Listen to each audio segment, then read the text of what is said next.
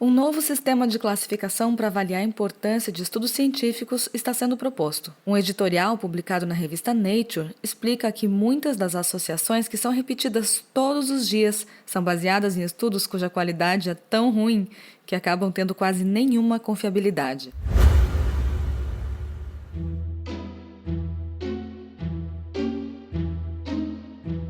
Comida sem filtro. Saúde, low carb, estilo de vida, evidências científicas e, claro, nossas opiniões. Toda semana um episódio novo e gratuito para você. Comigo, Dr. Souto. E comigo, Sari Fontana. Para ser avisado a cada novo episódio e receber as referências bibliográficas no seu e-mail, cadastre-se em drsolto.com.br/podcast.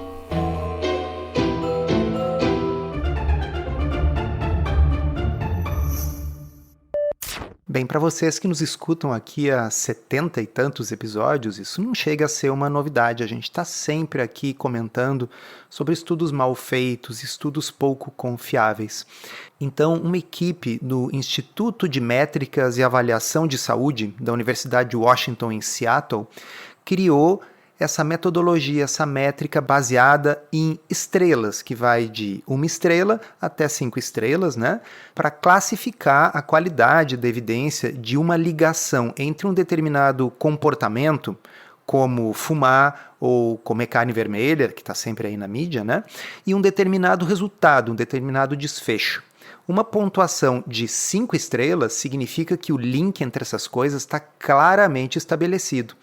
E uma estrelinha só significa que ou não há associação entre os dois fatores, ou a evidência é tão fraca que não dá para tirar uma conclusão. A ideia é que as pessoas possam usar esse sistema de classificação de estrelas para falar menos besteira, né? Um exemplo de tipo de estudo ruim são os estudos de epidemiologia nutricional, aqueles baseados em questionários. Também estudos pequenos e com magnitude de efeito muito pequenas. Isso é bem importante, Sari, porque às vezes o estudo é grande e aí aparece lá na notícia do jornal que é um estudo baseado em 500 mil de pessoas. Mas aí você vai ver a associação que está sendo colocada entre, consumo de carne vermelha e diabetes, e ela é uma associação diminuta, ela é uma associação tão pequena que mesmo que fosse verdade, não seria relevante. E claro, quanto menor o tamanho dessa associação, algo aumentar em 5% o risco de outra coisa, menor é a nossa certeza de que essa associação é real. Então, como tudo isso é muito complexo, a gente está comemorando que esses autores propuseram uma forma simples das pessoas entenderem as associações com estrelinhas. Uma estrelinha esquece, não vale a pena, e 5 estrelas significa uma associação robusta. E essa publicação foi repercutida aqui no Brasil numa tradução da revista Veja, que diz assim: um dos objetivos desse novo sistema de classificação por estrelas é esclarecer a confusão e ajudar os consumidores a tomar decisões informadas sobre dieta, exercícios e outras atividades que podem afetar sua saúde a longo prazo. Segue o texto. Em muitas áreas, o grupo de pesquisa descobriu que a ligação entre um fator de risco e um dano à saúde era mais fraca do que alguns poderiam acreditar. Quase 2/3 dos pares risco-desfecho, ou seja, por exemplo, fumar e ter câncer de pulmão, quase 2/3 dos pares analisados, 112 dos 180, receberam apenas uma ou no máximo 2 estrelas. E estes incluem pares amplamente divulgados, como dieta rica em carne vermelha, não processada e acidente vascular cerebral, que recebeu 1 estrela.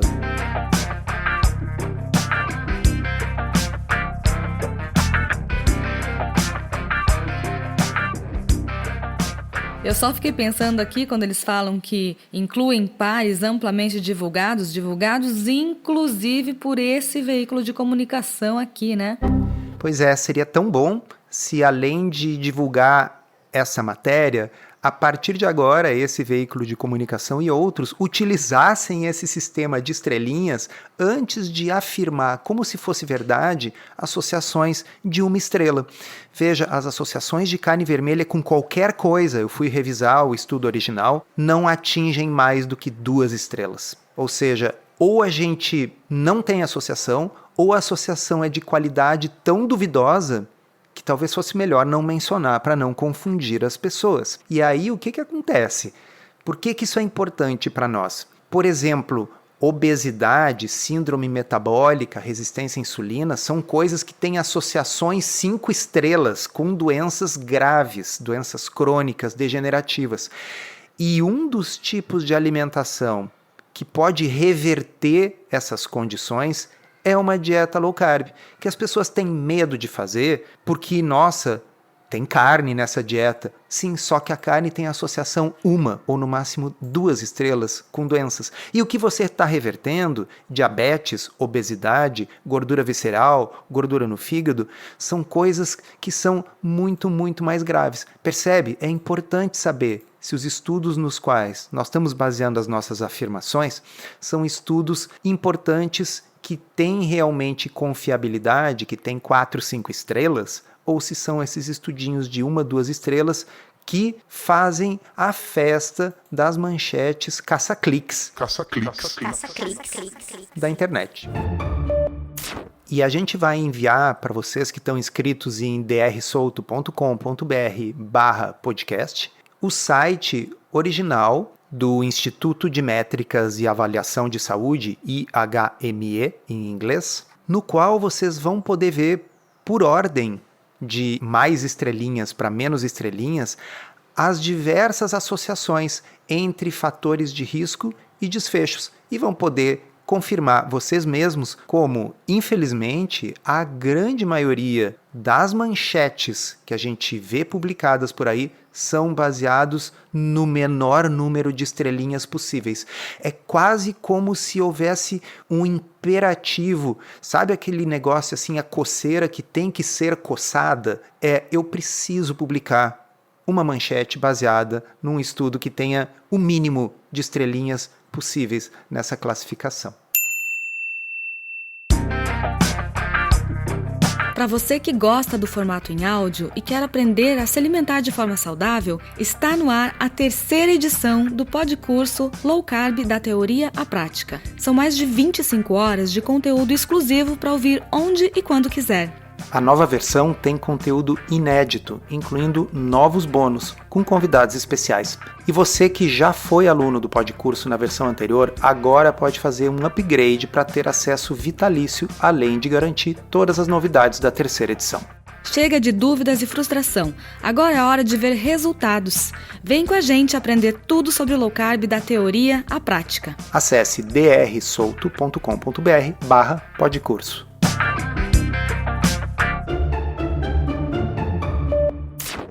A Thaís Campos, que é nossa aluna do podcurso Low Carb da Teoria à Prática, enviou uma pergunta lá no nosso grupo de alunos.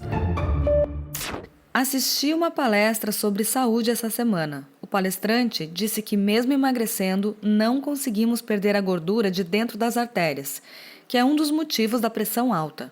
Essa informação é verdadeira? Não conseguimos reverter a pressão alta? Na verdade, a ideia de que a gordura dentro das artérias é o que causa a pressão alta não é verdadeira. Existe, obviamente, uma associação entre aterosclerose, que eu imagino que é o que ela queira dizer por gordura nas artérias, e pressão alta. Mas a direção dessa associação provavelmente é o contrário. É a hipertensão que está causalmente associada a aterosclerose e não a aterosclerose causando hipertensão. Ok, existem situações em que isso pode acontecer. Se eu tiver uma aterosclerose na artéria renal, por exemplo, isso pode provocar hipertensão, mas são exemplos que são exceções. Mas vamos avaliar essas afirmações que ela ouviu na palestra à luz da ciência. Primeiramente, é fato absolutamente conhecido, corriqueiro, e está há muitos anos nas diretrizes de todos os países do mundo para tratamento da hipertensão, que uma das primeiras intervenções para o tratamento da pressão alta é o emagrecimento. Isso é sabido, isso não é mais questionado, isso é um fato. Não significa que todas as pessoas com pressão alta vão conseguir resolver o problema emagrecendo. Existe a chamada hipertensão essencial, na qual você não encontra a causa, e está cheio de gente magra aí com pressão alta. Mas há uma forte associação e sim, tem montes de estudos mostrando que o emagrecimento e a prática de atividade física regular está associada com redução da pressão arterial. E, repito, nas diretrizes sempre se diz que quando a hipertensão é leve, é moderada, porque uma hipertensão grave tem que ser medicada imediatamente, mas nos casos leves deve-se tentar mudanças de estilo de vida primeiro, e uma das principais é o emagrecimento e a atividade física regular. Existe um estudo, um ensaio clínico randomizado que avaliou exatamente esse assunto que foi pauta da palestra assistida pela nossa aluna. Pois bem, em 2008 foi feito um ensaio clínico randomizado chamado DIRECT, com 300 pacientes que foram randomizados para uma dieta low fat com calorias restritas, uma dieta mediterrânea com calorias restritas e uma dieta low carb com calorias liberadas. Esse estudo a gente já mencionou algumas vezes aqui no podcast. Ele é um estudo clássico, durou 2 anos e o grupo low carb perdeu mais peso e melhorou mais os fatores de risco cardiovascular. Anos depois, foi feita uma análise de subgrupo deste estudo, avaliando como foi a evolução da aterosclerose nas artérias carotídeas. Muitos de vocês que estão nos ouvindo talvez já tenham feito um ecodoppler de carótida, no qual se faz a ecografia no pescoço para medir a espessura da parede da carótida, porque isso é uma forma da gente avaliar o grau de aterosclerose. O que esse estudo concluiu? Eu vou ler entre aspas para vocês. Dietas para perda de peso de 2 anos de duração podem induzir uma regressão significativa do volume da parede da carótida. Então, vamos lembrar o que disseram para ela na palestra. Não adianta você emagrecer, porque isso não vai resolver a pressão alta e isso não vai resolver a aterosclerose, o acúmulo de gordura nas artérias. Vou ler de novo. Dietas para perda de peso de 2 anos podem induzir uma regressão significativa do volume da parede da carótida. O efeito é semelhante em estratégias com baixo teor de gordura, dieta mediterrânea ou com baixo teor de carboidratos. Sim, uma dieta low carb, que no caso desse estudo de 2008 era Atkins, com calorias e gorduras liberadas, produziu melhora, regressão da aterosclerose da carótida. Mas continuo lendo aqui, e parece ser mediado principalmente pelo declínio da pressão arterial induzido pela perda de peso. Então, às vezes, me ocorre o seguinte, que se a gente for responder, sabe quando o aluno chuta na prova? Ele vai marcando tudo na letra A, ele vai ter um certo percentual de acertos ao acaso. Para a pessoa errar tudo, como frequentemente acontece, né? A pessoa disse o oposto do que acontece, a pessoa que eu digo é quem deu a palestra, precisa um certo esforço, né? Então, não, está tudo errado.